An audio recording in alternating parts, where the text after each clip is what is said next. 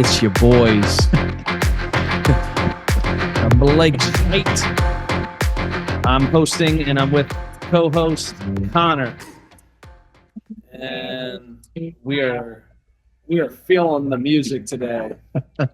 Man, we could just. You're having way too much Yeah, fun. Oh, that's hilarious. There was this movie, the show called Good Lord, Superstore. Did you ever see Superstore? I have not, no. Okay, it was made by the people who did The Office, and it's like a Walmart version of The Office. But there's this one character who's like straight up white trash, which I can say because I feel like I am. And he does that like after everything he says, but he always just does it with his mouth. Anyways, every time I hear that, that's what that makes me think of. He'd like say something like somewhat smart, and then. Wait, that's so funny. Thanks for saying that. It was so much fun. Or What? funny. No, Oh, that was hilarious. No, you're just being kind. All right, it wasn't that funny. It was hilarious. All right, we're gonna pick up where we left off. We are gonna still talk program design. Yes. But we're gonna focus on assessment. So we're gonna break these down in like kind of a podcast series. So we talked progressive overload last podcast. We just want to go over the principles, how we try to dress up, make it more creative for the ADD client, I'll call them. Yep. The program hopper. Yeah. And but yet keep the principles. This one we're going to talk about the principle of assessment, why we do it, how we do it. We're not going to get into details because that really varies on person and type of goal and client, but we are going to go through quickly what a good assessment is, why we assess and not guess, and what the purpose of the assessment should drive in the program. For sure. And then we'll pick up off that. Yeah. Does that sound good? Yeah, I love that. All right. So let's I'm going to give you an avatar, and then I'm going to let you get your programming on. Okay. So let's say we have let's stay with the soccer mom. Okay. She's former D1, soccer player. Now she's a mom of 3 in a minivan driving people around. Sounds like my wife's life. And she's trying to work out. She comes to you. She says, "Connor, I want you to coach me. Right. I want to feel and move like an athlete again." Right. What would you start with on your assessment? Like, give us kind of the macro version. Yeah. And then if you want to throw a couple micro, like what that might look like a little bit, you can. Yeah, perfect. All right. Yeah, so I would say for every athlete, there's a lot of similarities, but then there's also some specificity. Yeah. I cannot say hate that word. I hate that Me word too, man. My gosh. I know what you meant though. I think our listeners know what I meant too. Anyway, but yeah, so as far as like the overview of it all, the first thing that I want to do is just get a good idea with how the athlete moves, right? So we're basically putting them through like a mobility assessment. So I just want to see their movement pattern, seeing how they squat. And this is all stuff that's unloaded, right? So meaning they're not doing it with weights, right? It's all body weight. We're seeing how they air squat. We're seeing how they hinge. We're seeing how they touch their toes. We're even testing things like, hey, how can you touch your hands behind your back, which we call a scratch test. No, I cannot. Yeah, me either. So that's another thing that we do. It's like we're just testing just to see just like movement and just the quality of it. That's the most important thing. So that's the first part. The second part is then we start to test like some stability. So whether that's like holds, so like single leg glute bridge holds, the Sorensen test, which is like on the back of a glute ham developer machine. We're doing side planks. We're also testing, like your stability in your shoulders. So if you've ever done like a Powell raise or a dumbbell external rotation or a trap 3 raise, like we're just testing to see where those are at. Mainly, one, to see how strong you are in those positions, but to see if there's any asymmetries as well, right? Like if you can do a dumbbell external rotation and you do like 15 pounds on one side, but on the other side, you can even do 1 rep, that's an issue. Yeah. Right. So we're just trying to get to the scheme of that before, and this is like disclaimer, before any of our athletes ever even sign up with us, we have them fill out an intake form, right? So that really helps us to set up the assessment well for them. So let's say they have any prior injuries, anything that we need to know of beforehand, it's going to be on that intake form.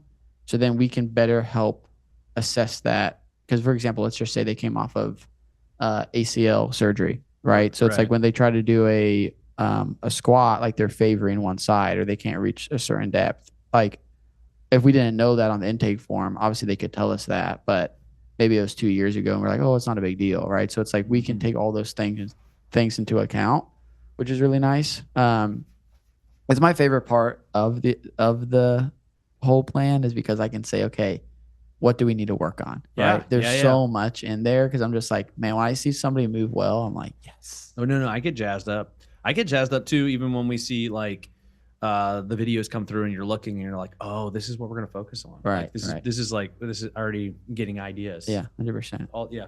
Yeah, Sorry, that's I really cut you good. off. No, you're good.